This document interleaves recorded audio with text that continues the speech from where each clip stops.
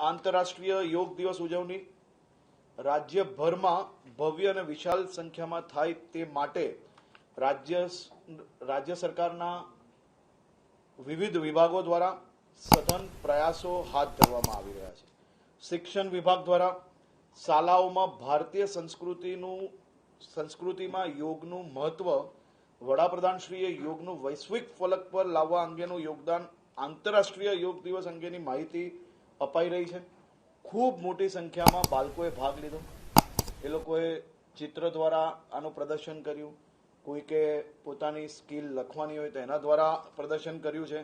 એ જ રીતે health department દ્વારા વિવિધ કાર્યક્રમોનું આયોજન છેલ્લા 3 દિવસમાં કરવામાં આવ્યું.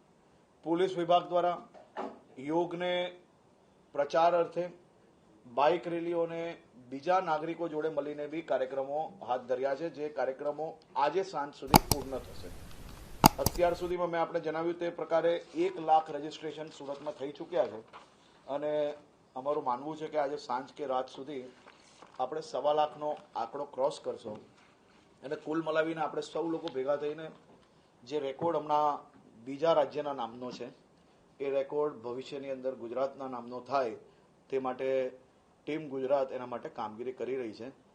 યોગ ધીરે ધીરે સામાન્ય તમામ નાગરિકોના સામાન્ય જીવનની અંદર એ ડેલી રૂટીનમાં જેમ પહેલાં જીમ અને એ બધું હતું એ રીતે હવે યોગનો વધારો થઈ રહ્યો છે.